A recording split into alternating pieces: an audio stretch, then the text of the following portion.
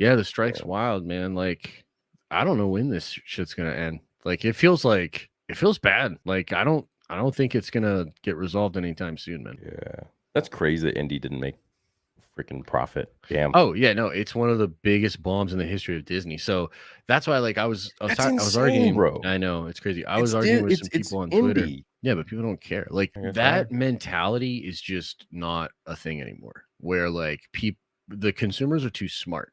Like they sniff out bullshit and they sniff out like what's going to be good. I think like Secret Invasion is a great example of that because like they market it in all these different ways. It's a show with Sam Jackson, and yet Marvel fans were pretty sure it wasn't going to be it. Like its viewership numbers are horrible, bro. Do you think the strike will last way into the new year? I I don't don't see even it being see. over in I by I summer. literally am like, is this shit just going to go on forever? I asked some people on Twitter about this. Apparently, at some point, the government would get involved. I don't even know what that means, but yeah, I mean, this is crazy. Like it's pretty wild, and I I support the just strikes, man. I support them.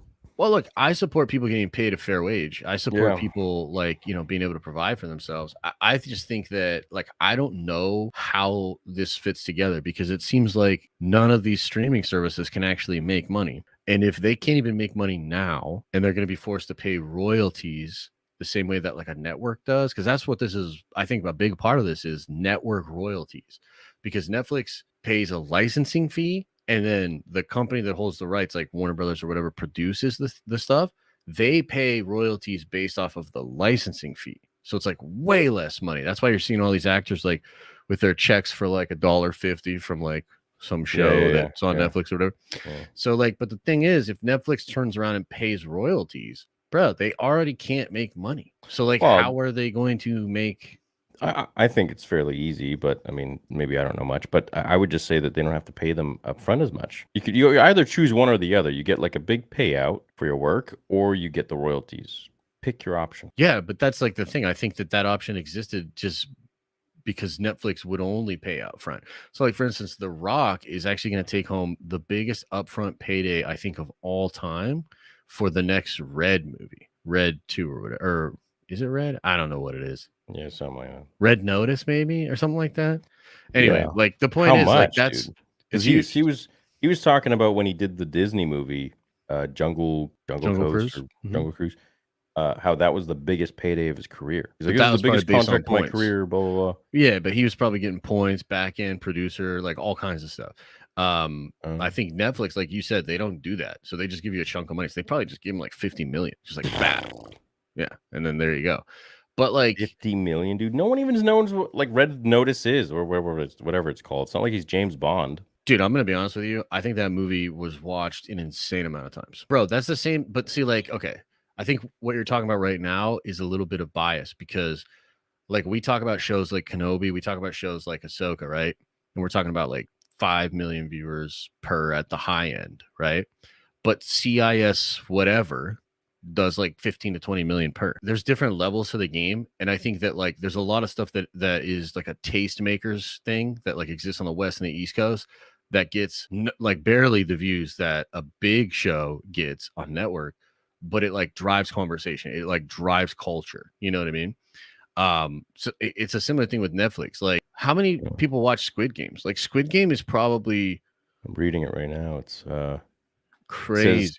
328.8 million viewing hours for Red Notice, 282 million viewing hours. Currently, 50% of all Netflix subscribers around the world have viewed Red Notice. 9.8 million households in its first 30 days of release. So 9.8 million views. That's not worth a $50 million contract. Yeah, but I mean, there are fan films that do that. A fan film that does 10 million views in a month? 9.8 million views. 9.8 million households In the first 30 days.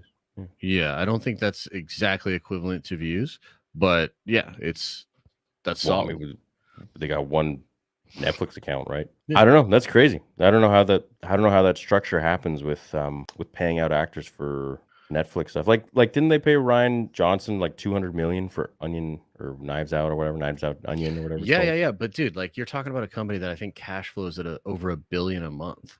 Yeah, for sure. So but they're like in debt apparently. Same with all these streaming services. Like they're in debt, but they're cash flowing. Like, dude, you can keep the lights on as long as there's cash coming through. Like, you can keep the lights on for a while, especially like like Netflix has cornered a big part of the market where they're way bigger than everybody else, including Disney. Disney's like the closest. Disney's not even close to profitability. Netflix just has that market share, right? So, like, I think from Netflix's perspective, they're fine. Like, they can slowly increase prices, they can slowly cut costs and reach profitability. If they're, I mean, I don't know, they might even already be Dude, profitable. check Let's this. see. Amazon Prime Video revenue made 31.77 billion in revenue in 2021 alone. At I 30 mean, billion? I mean, their costs must be crazy, but Yeah. That's crazy. I Let's would see. say like a quarter of that is what they take home. Like, I I'm just wonder, like, curious. is Disney Plus even making much money? Well, Disney Plus loses in billions a year. As of August 8th, Netflix is profitable. Okay, so apparently they're profitable as of August 8th of 2023, according to multiple sources.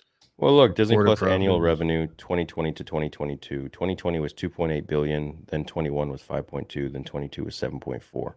Mhm. It's going up. Yeah, no, it's going up. I mean, they actually had a pretty good subscriber growth. It's kind of bottomed, but they had Mm. incredible subscriber growth. That was like the whole thing, and they kind of had a bounce in their stock during that growth. But then when it plateaued and then they started shedding subscribers, like that's when everybody panicked because like they were Mhm. supposed to be profitable by next year, and I think they've recently said that's probably not going to happen, and they're trying to push it back.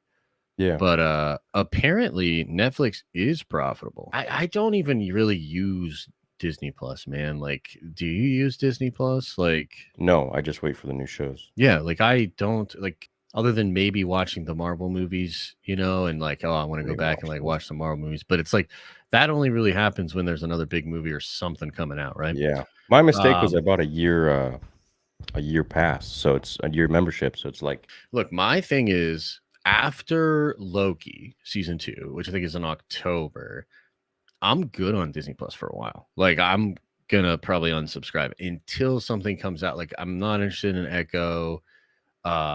I will watch the Daredevil show next year. I'll watch like X-Men 97 and stuff like that. But yeah, I think Disney Plus is failing because of a branding issue, which is actually the opposite of Netflix. Like Netflix's branding, and I know some people disagree with this, but it just speaks internationally that Netflix is the streaming service, and everybody, it just kind of feels like you have to have Netflix, and that's incredible branding, you know? Mhm. And people don't unsubscribe from Netflix very often, man. It's pretty wild.